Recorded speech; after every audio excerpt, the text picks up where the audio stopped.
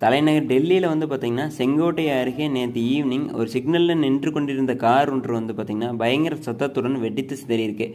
இதில் வந்து பார்த்திங்கன்னா 13 பேர் உயிரிழந்திருக்காங்க, 40க்கும் மேற்பட்டோர் படுகாயம் அடைந்திருக்காங்க.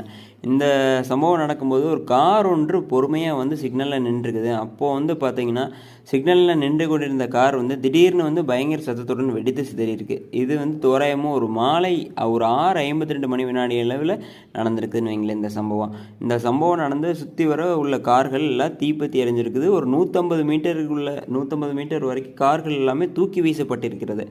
இந்த கார்களில் தூக்கி வீசப்பட்ட சூழ்நிலையிலுமே தீப்பற்றி சுற்றி வட்டாரத்தில் உள்ள சூழ்நிலையிலுமே தூக்கி வீசப்பட்ட கார்களில் பற்றி கொண்டிருந்த நெருப்புமே பக்கத்தில் வந்து பார்த்திங்கன்னா டீ கடை ஒருத்தர் நடத்திட்டு வந்திருக்காரு. அவர் என்ன சொல்கிறார் அப்படின்னா, இந்த சம்பவத்தில் நடக்கும்போது பயங்கர சத்துடன் ஒரு வெடி விபத்து மாதிரி நடந்துச்சு. அப்போ அந்த அதிர்வில் நானே கீழே வந்துட்டேன்னு கூட நான் சொல்லியிருக்கேன். அப்படியே டெல்லி போலீஸும் தேசிய புலனாய்வுத்துறையும் தேசிய பாதுகாப்பு படையும் இந்த சம்பவத்தை நடந்த இடத்தை வந்து பார்த்திங்கன்னா சுற்றி வளைத்து தீவிரமாக விசாரணை நடத்திட்டு வந்திருக்காங்கன்னு சொல்லியிருக்காங்க.